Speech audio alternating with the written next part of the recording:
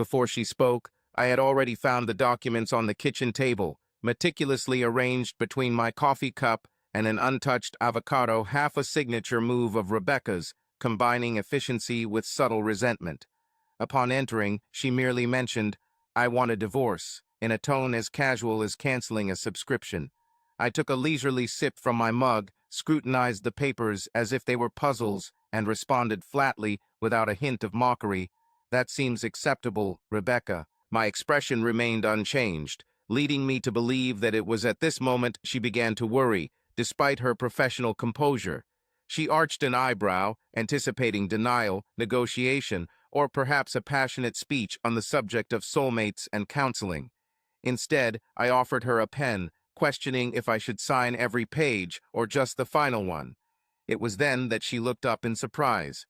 Her mouth slightly opened in bewilderment, as if she'd hit a roadblock in her daydream. Why bother asking? I sat casually in my chair. No, I didn't need to. The truth is, I had suspicions. Not the specifics, but the pattern was wrong. For months, I felt a disturbing undercurrent beneath our routine tranquility. Unfamiliar scents, unmatched expenses, hidden signs in the laundry, all indications of something amiss. Small details, often overlooked, but I don't overlook things. I gather them. So no, I didn't ask why. Instead, I signed one document after another with the same precision I used to manage our finances. Once done, I slid the folder back towards her, as if dismissing a menu. She hesitated for a moment, taken aback, then nodded reluctantly. Well, very well then. She exited the kitchen, thinking she'd won something. Unbeknownst to her, she was walking into a trap she herself had built. Dear friends, if you enjoy this story, please like and subscribe to our channel. It will motivate us to make more videos like this for you. Rebecca, as expected, didn't cease from seeking an audience. Her affinity for the limelight isn't rooted in bitterness, but rather biology at this stage. Hence, it came as no shock when, 3 days post-divorce, she organized her "Woe is Me" brunch with her circle of confidants.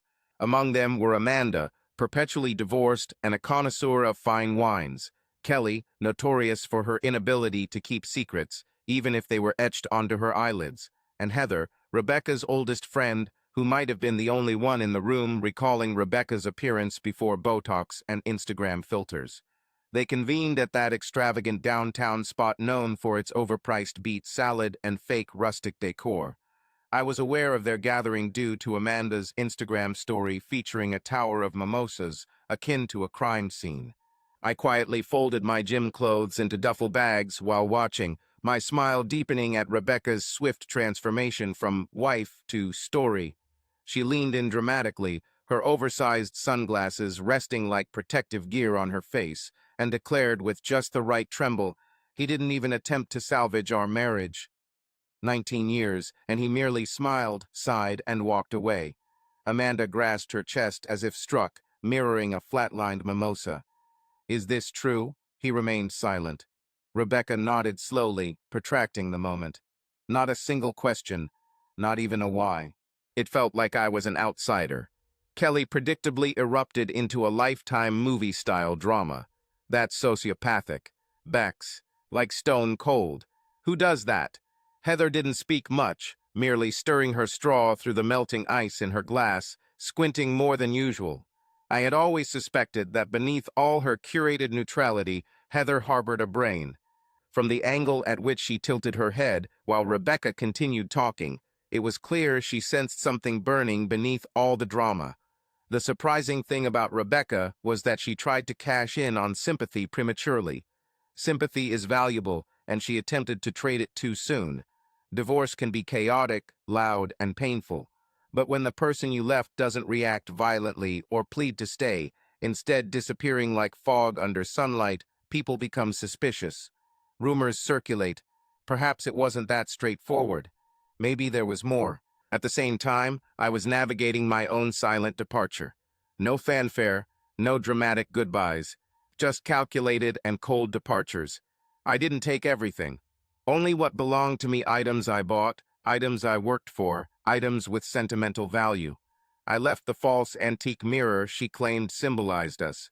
I also left the book she never read, the Lou Creuset pot we received as a wedding gift and used only twice. However, I kept the handwritten note she once placed in my briefcase on our third anniversary before her gaze shifted towards other people's reflections. She didn't keep it out of nostalgia, but for potential future use. Rebecca observed the house becoming vacant day by day, as if she hadn't noticed an hourglass getting flipped.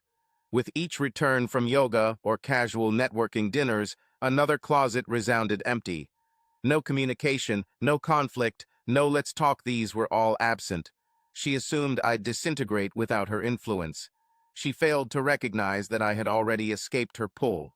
At the end of the second week, I was gone. There was no argument, no dramatic goodbye, no tearful voicemail with background piano music. Just an emptiness clean and surgical. I changed my phone number, deleted social media accounts, and redirected mail to a private box without my name. The bills for the house, now hers, were silently transferred to her account. Even my Spotify stopped playing in the kitchen speakers. It was as if I had been digitally removed, bit by bit, from the canvas of our marriage. This is what truly hurt her. The divorce wasn't the torment, neither was the quietude. It was the anonymity that pierced her soul. She anticipated sorrow, fury, late-night tipsy messages, perhaps a melodramatic plea to a friend for dialogue. Instead, she received nothingness, not the serenity one associates with it, but power. I relocated to a modern apartment overlooking the lake in Bellevue, residing on the top floor, furnished sparsely as preferred. The type of dwelling where doors whisper shut contentedly, where no one acknowledges your existence or cares about your plight. The concierge wisely refrained from providing unit numbers to hysterical women clad in Lululemon attire claiming, "I'm his wife." She made the attempt, oh, she did try. She called my workplace, allegedly for updates. However, she learned that I had switched to remote work and signed a new consulting deal with another company. She contacted my former gym associates, but they were not true companions, merely supportive spectators and growlers who knew me as Dan. Even her mother was contacted, an action that must have been her last resort because Rebecca detested her. Perhaps if you had cared for him as deeply as your affection towards your Pilates instructor, he wouldn't have disappeared, her mother suggested, quoting exactly. That remark must have been painful for Rebecca, given her knack for managing social spheres like a chessboard. She was always the one manipulating narratives, often presenting herself as the wronged or misunderstood party. However, it's challenging to guide a narrative when the other character chooses to leave the storyline. She initiated a text message. "Rebecca, hello, just pondering if we can perhaps discuss. I feel this is happening too rapidly." But she received no response. She then tried again. "Rebecca, could we at least agree on what we're telling others? It's confusing for our hypothetical children, for our friends." Yet, there was still silence. We didn't have kids, but it seems she thought mentioning the term would hurt more. Then came an email with closure in the subject line. She chose not to open it, merely archiving it instead. There is a unique form of power in restraint. It's not retaliation, it's self-control. Imagining her walking around the house, opening drawers, checking closets, wondering if she had left anything behind, a note, a post-it, even a pair of socks to throw dramatically to the floor. But there was nothing, not even a trace of my scent. It was then that the silence began to haunt her. For silence can grow louder than screams. It starts to make you doubt your recollections. It begins to nibble at the borders of your memory. And that's precisely where I wanted her, unsettled, not enraged, not heartbroken, but troubled. Heather did not bring it up immediately. She waited. That was her way, letting things stew. But eventually, her curiosity overpowered her. Or perhaps she simply wanted to see Rebecca squirm. It was during a leisurely Saturday lunch, Rebecca halfway through a kale Caesar and 2 glasses into a crisp Chardonnay, when Heather idly stirred her straw and said, "So, I believe I saw Daniel last week." Rebecca's fork halted mid-stab. "Where is it?" Heather shrugged. "Carefully and thoughtfully. Empty can." Rebecca scoffed. "Oh, come on. Daniel detests such places. The man believes anything that involves a sommelier is a hoax." "Right," Heather replied, her eyes narrowing. That's what I assumed too. But it was him. White button-down shirt. New watch. He looked good, better than I had ever seen him. Rebecca struggled to laugh, but it got stuck in her throat. Was he alone? Then Heather hesitated, and Rebecca felt it. A subtle shift in the atmosphere. The moment before you find out something you're not prepared to hear. No, Heather said softly. He wasn't alone. Rebecca leaned back in her chair too hastily, spilling her wine. Who was it? She didn't know. I don't know, Heather continued, stunning. The quiet, expensive kind of stunning. Long dark hair, navy dress, pearl earrings. They were seated in the corner booth, drinking red wine. Laughing they were. Rebecca repeated softly, her voice brittle. Heather nodded, and she touched his wrist when he stood up. Rebecca's lips tightened as she spoke. You must have misunderstood. Daniel wouldn't do something like that. However, I wasn't mistaken. Heather delved into her bag as if searching for gum, but instead produced her phone. A few taps later, she displayed the screen on the table, her voice apologetic yet decisive. I hadn't intended to show you this, but I thought you should see. Rebecca scrutinized the image. It was neither staged nor clear, yet there he was, Daniel in profile, smiling in a way she hadn't seen for years. His posture was relaxed, his chin tilted subtly, giving an impression of genuine presence and life. The woman beside him had her hand on his wrist, and even in the blurry snapshot, it was evident she wasn't attempting to impress him. She already had. Rebecca's expression remained unchanged initially. He returned the phone with the same coldness she used to feign climaxes, detached and altered. But Heather kept her gaze on Rebecca's eyes, not her mouth. Rebecca's eyes flickered momentarily. He never told me he was dating someone, Rebecca murmured, swirling her now heated wine. You're divorced, Heather said sympathetically. He doesn't have to. Rebecca remained silent, gazing past Heather, beyond the window, at the pair walking their golden retriever across the street. They appeared unbearably tranquil. Within her stirred a fissure, neither agony nor sorrow.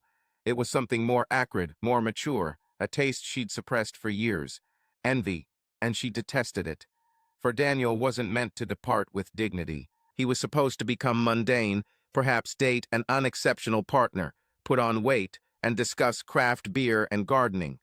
But this, fancy restaurants, costly timepieces, and women who caressed his wrist as if it held significance. That wasn't the narrative she had penned, and for the first time it struck her. Perhaps I didn't understand Daniel at all. Or even worse, maybe I never did. She convinced herself it was merely a detour. It began casually. Rebecca departed her book club prematurely, growing weary of another discourse about emotional work and rediscovering one's midlife purpose. She inserted a haphazard podcast into the stereo and drove aimlessly. No destination, simply movement. Yet, it seemed her tires had premonitions before she did. 30 minutes elapsed, and she found herself on a serene, tree-lined Bellevue street, halting before an elegant glass and steel skyscraper with understated signage that hinted at affluence. The lookout point. She disliked the pompous connotation, and she detested even more the indifference of the valet as her Lexus drew up diagonally across the road, ceasing its engine. For some time, she remained stationary, feigning absorption in her phone. However, her gaze persistently wandered to the 8th floor, where soft golden lights blurred against navy drapes, casting subtle gleams on the expansive windows. Then she noticed them. Shadows. 2 of them. One was undeniably Daniel, with his broad shoulders and hands tucked away in his pockets, moving slowly as he contemplated issues, much like before. As for the other, it seemed to be the woman from the photograph, her hair neatly twisted, a wine glass grasped loosely in one hand, her posture immaculate even bathed in shadow. Rebecca stood transfixed. The woman slightly adjusted her position, leaning into Daniel's vicinity as he spoke, her head tilted back in a laugh that Rebecca hadn't heard echo in their home for over a decade. It was then the sickness set in, not just because he had moved on, but because it was agony. There was elegance in the room, an intimacy, one not born from transient affairs or petty retribution, but something deeper, more profound, like a tree that had been planted long before one even noticed the soil. Rebecca found herself stooping in her seat, taking shallow breaths through her nose, her hand clenched tightly around the steering wheel, knuckles turning white. Who was this stranger? The wine glass, the gesture, the poise, all of it hinted at a mysterious identity. She wasn't merely a young secretary or fitness instructor seeking a divorced man with a substantial retirement fund. This woman exuded presence, not needing to fill the space around her.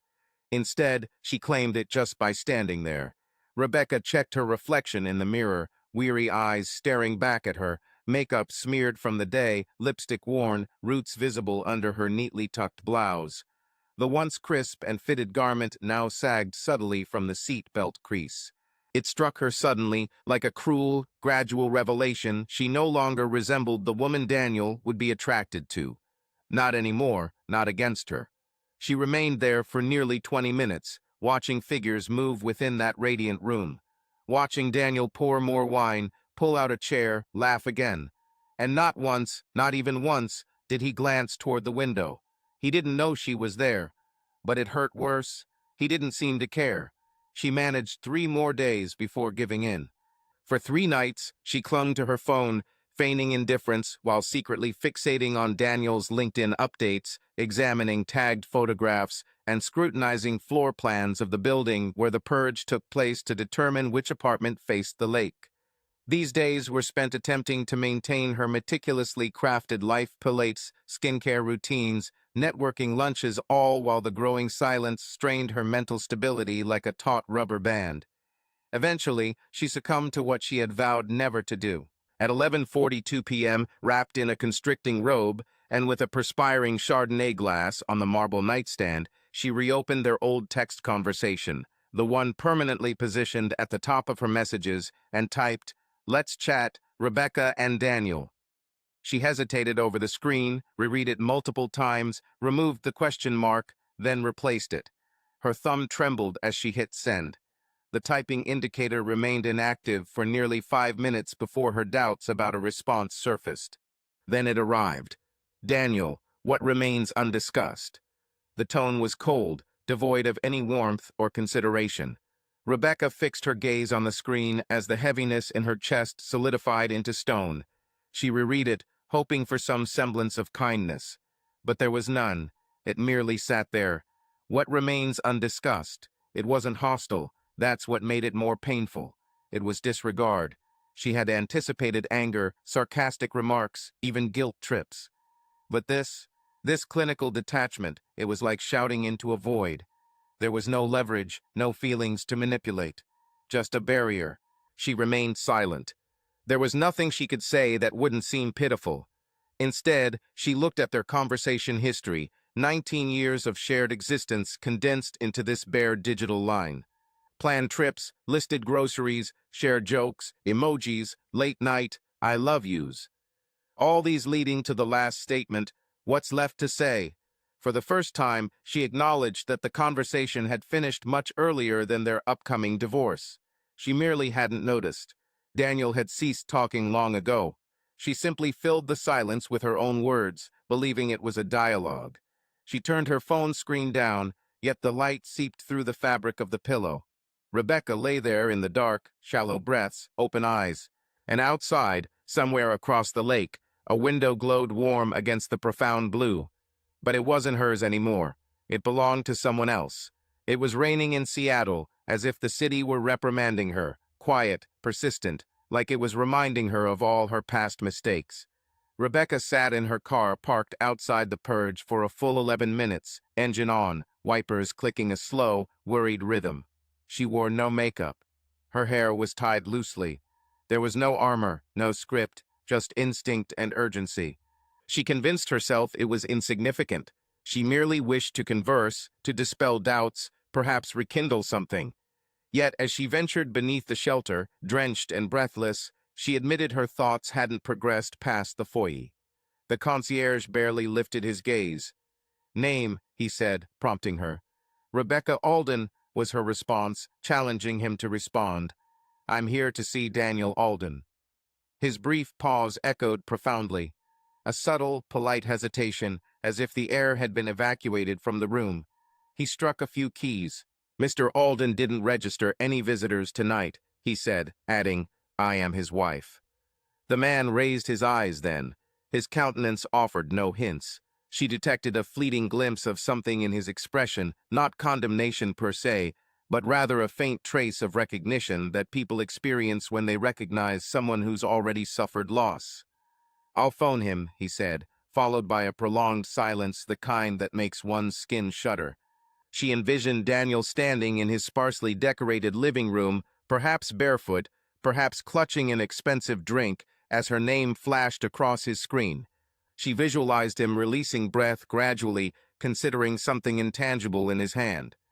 "Then," he instructed, "you may ascend. Elevator 3. Windhouse level." Her heart pulsated against her ribs. The ascent seemed to last longer than it truly did. The lift remained quiet except for the rain trickling down its glass walls. Beneath her lay Bellevue, and she saw her reflection dripping wet, eyes large, complexion pallid. For a brief moment, she failed to identify herself. She exited into a hallway resembling an art gallery instead of a residence. Warm wood, soft lights, silence so heavy it muffled her thoughts. His door was already slightly ajar. She nudged it open. First, the aroma struck her, not Daniel's cologne or aftershave, but something more luxurious: amber, sandalwood, a subtle whiff of wine. In the background, soft music played, Chet Baker, relaxed and fitting. And there he was. Daniel stood near the open kitchen, facing away, filling a glass with red wine. He didn't seem startled, made no attempt to approach her. She briefly looked over her shoulder and commented, "You seem damp." Uncertain if invited, she approached. "It's raining outside." Daniel offered a towel, neither warm nor cold, merely dry. This simple act affected her more than any shouting ever did. She surveyed the room. It was exquisite, subtly elegant, carefully designed. Each item had its place, nothing superfluous, no mess, not even herself. Opening her mouth to speak, she hesitated with a quiet sigh mirrored in the glass balcony door. A woman's shadow, seated on the couch beyond view, one leg elegantly crossed over the other, engrossed in a book. Rebecca halted. Daniel observed. Dinner was almost ready. It wasn't said unkindly. It wasn't insincere. Just truthful. Rebecca stood in his entryway, wet, diminutive, and suddenly conscious of each decision she had made in the last year. Her hand gripped the towel as if it were a life preserver. Daniel returned to his wine, and for a moment she perceived something unsettling in his expression. Tranquility. She had definitively left behind the past.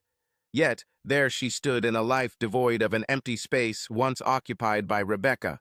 With 2 cautious steps, she entered the living room, uncertain whether to embrace or evade the palpable tension. Her heels tapped lightly on the polished floor, each sound echoing as a blunder. The apartment was dim, yet it exuded intentionality, soft lighting casting amber shadows, and the faintest hum of jazz wafting through the air. Then she noticed her, the woman sitting gracefully at the edge of the slate-gray couch, legs crossed like a paused ballerina, dress unfolded without a crease despite being seated. She cradled a crystal glass of red wine in one hand, while the other hand lay tenderly against her cheek as she turned to gaze at Rebecca with polite, detached interest. There was something recognizable about her. Bones that defied aging, a quiet self-assurance that wealth cannot buy and yoga cannot feign. The pit of Rebecca's stomach churned, but her mind could not pinpoint the reason. A fleeting recollection glimmered just beyond grasp. Daniel moved between them, composed as a surgeon. He filled another glass of wine with the same meticulous grace he employed to mend cabinet hinges, steady, measured, utterly untroubled. He extended the drink to the woman, not to Rebecca. Then, casting a glance at Rebecca, he said, "Pardon, we've already begun."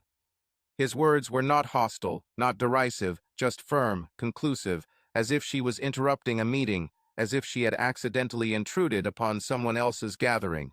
Rebecca hesitated, struggling to form a response. She was still attempting to decipher the woman's expression, still striving to comprehend why a part of her mind whispered, "I recognize you," while the rest screamed, "Depart." Daniel seated himself next to the woman with casual familiarity. He didn't place his arm around her. He needn't have. The intimacy was palpable in the silence between them, understated, quiet, a testament to their practiced bond. This wasn't unusual. This wasn't a rebound. This was genuine. Suddenly, Rebecca found her damp garments sticking to her body, her hair frantically spreading at the edges. Mascara streaked under her eyes. She seemed like a remnant of the past, a spectral figure unaware she was already deceased. Turning to Daniel, she reached for whatever was available, even mockery. "You don't waste time," he retorted, sipping his wine. "You did." Rebecca arched an eyebrow at his statement, finding amusement rather than cruelty, more like observing a play with unexpected dialogue. A burning sensation spread through her throat. I had hoped we could discuss something," she whispered, her voice shrinking. Daniel placed his glass down. "We did," he replied, "the day you handed me the documents." Embarrassment rose to her neck, creeping up towards her ears like a flame. There was no shouting, no recriminations, just this unbearable composure. He wasn't chastising her. He had already disregarded her. The sophisticated woman glanced between them, then leaned slightly towards Daniel.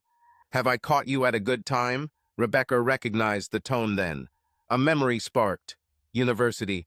A dorm party. Shared major. A minor, unimportant act of deceit that Rebecca had dismissed as insignificant. A girl she had considered forgettable when she encroached on one of Rebecca's past romantic interests. What was her name? Margaret? Morgan? No, Monica. Suddenly, Rebecca recalled precisely who this woman was. But Daniel remained silent, and his quietness spoke volumes. Her past had re-entered her life, and she was no longer the central figure in it. Rebecca stood there like a piece of art with an uncertain placement, too precious to discard, too uncomfortable to display. Her voice emerged thinner than anticipated, tinged with surprise she hadn't acknowledged until now. "You've already moved on," she inquired, the question sounding more childish than intended, like discovering someone opening presents before Christmas morning. Daniel didn't sigh, didn't scoff. He subtly tilted his head while keeping his brow unfurrowed, seeming to consider the atmosphere. "You made your decision swiftly," he remarked, twirling his wine glass. "I acknowledged your choice." There was no hint of animosity in his tone. That's what made it excruciating. He didn't intend to wound her. He wasn't trying, period. The words simply existed, like entries in a textbook.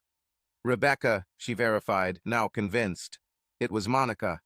"I'm sorry," she said softly, her eyes reflecting genuine perplexity. "Who is this?" Rebecca hesitated, her name stuck in her throat like dust on aged fabric. Daniel didn't hasten to respond. He took another sip of wine, leaned back, and casually mentioned, without meeting her gaze, "This is Rebecca, my former spouse." Monica subtly arched an eyebrow, not out of shock, not with disapproval. Astonishment, as if informed someone had been removed from the guest list unexpectedly, yet still encountering them at the door. "Oh," she murmured gently, "I hadn't realized." Rebecca winced. It wasn't Monica's words that caused the discomfort, but her delivery. There was a sense of poise, an objective detachment, as if her presence there was an unforeseen complication in what had previously been a serene evening. The room seemed to engulf her. She had come armed with apprehension and lingering questions, hoping, perhaps, that he would confront her, weep, or call her aside. Instead, he was awake, eating, laughing, living without her. And there was more. She had been so effortlessly replaced, it made their marriage seem fictitious. Rebecca's voice returned in a hushed tone. "She doesn't even recognize me." Daniel turned his gaze to her once more, his expression unrevealing. That isn't her fault. And there it was. Not anger, not cruelty, just the truth. Rebecca retreated gradually, towel in hand, symbolizing her lingering connection to this place that no longer acknowledged her existence. She was insignificant now, a mere side note, a plot point already resolved. All she could do was observe as Daniel resumed his conversation with Monica, as effortlessly as flipping a page after a minor fold. She'd come hoping to provoke feelings sorrow, remorse, longing. but instead she confirmed her deepest fear: she held no significance anymore. Rebecca, wet and diminutive, stood rooted in the doorway, disintegrating bit by bit, no longer fitting into a space that barely accommodated her shadow. Rebecca had returned to her book. Daniel had resumed his wine. The tranquil silence between them, steeped in familiarity, made Rebecca feel like an erased memory from a distant past. Her voice quivered before she even registered speaking. "Did you?" she whispered, almost childlike. Not threatening, not probing, just seeking confirmation. "Did you ever truly love me?" Unadorned, unmasked doubt, as if questioning could reverse time or mend something ripped beyond repair. Daniel remained silent initially. He merely gazed at her. Not maliciously, not with resentment, with recollection, and that was more painful. He placed his wine glass down gently, the way one handles cherished items. Then he slightly straightened, rested a hand softly on his knee, and spoke, his voice low and measured. "I did. I loved you profoundly. Every day, even when it seemed challenging. Even when I felt insignificant in rooms you wished to outgrow." Rebecca blinked rapidly, tears threatening at the edges of her eyes. Daniel whispered softer now. "You ceased loving us. That term. Us. Not me and you. Us." As if their marriage was a third entity in the room, something that required nurturing, attention, care.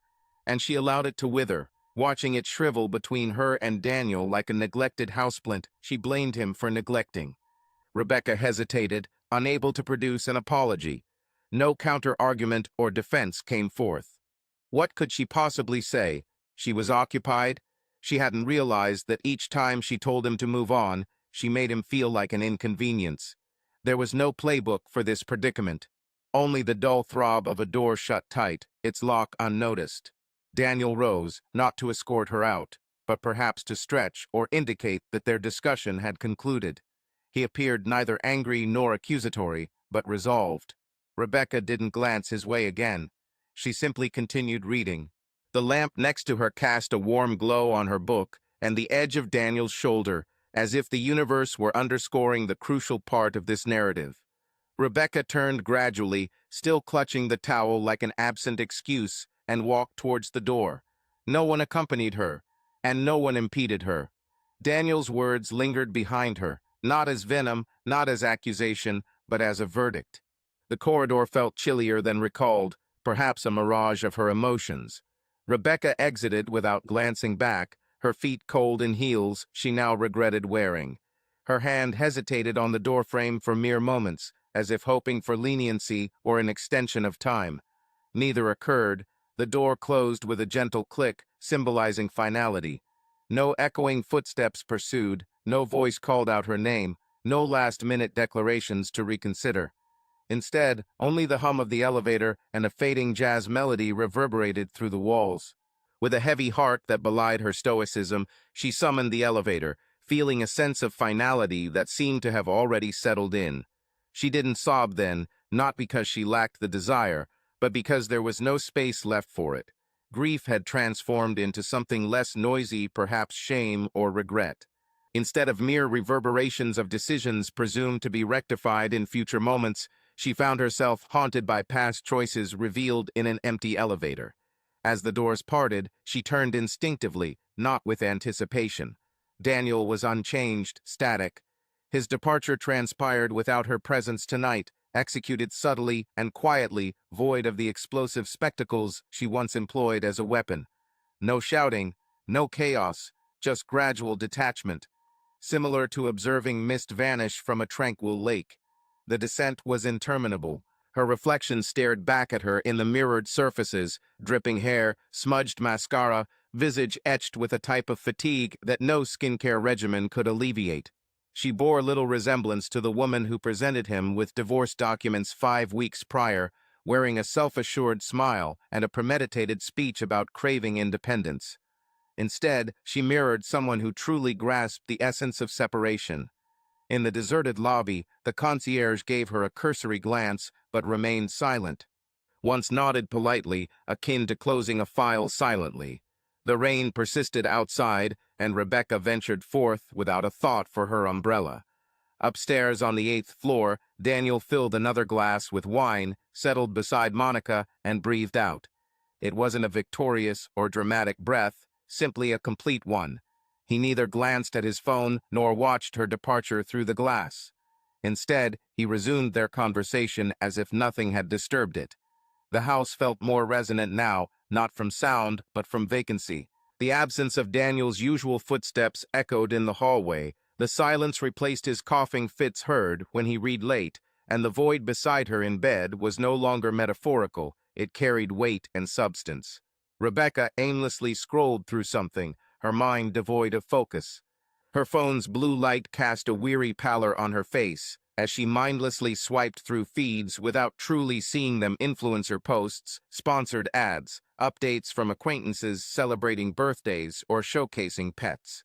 Her actions were now instinctive, while her thoughts lingered elsewhere, stuck in a loop, tormented by words she couldn't erase. You made a swift decision. I respected your choice. She wasn't consciously searching for something until she found it. It was hidden between a beach picture and a dimly lit sushi platter, shared by someone she hadn't communicated with in years. Monica. The Monica. Her profile radiated sophistication, unadorned yet refined elegance. A woman who didn't require noise to capture attention. In her profile picture, it was there. The photograph.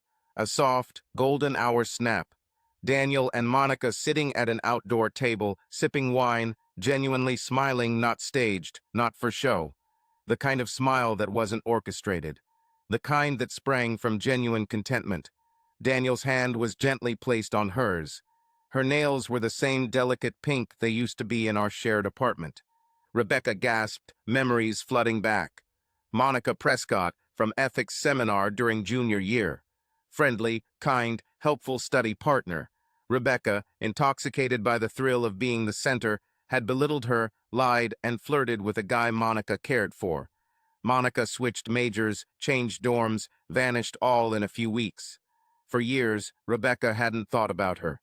Until now, until Daniel's life was touched by Monica again, like an understated reprimand. Rebecca clicked the photo, a subtle message. Sometimes happiness starts where desperation ends, she wrote, barely audible.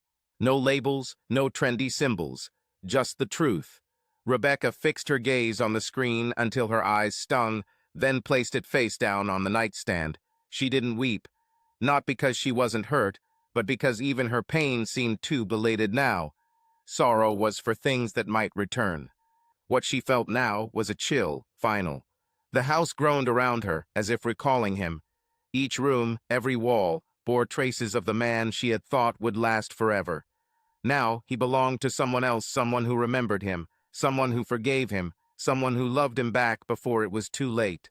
Rebecca sank into the bed, realizing how insignificant she felt within it, not in size, but in essence. It was as if the world had moved on without her, leaving only the void created by choosing the wrong moment to cease loving. The rain murmured outside, her phone remained unresponsive, and for the first time since this started, she comprehended what she had lost, not just Daniel, but the self that could have been worthy of him.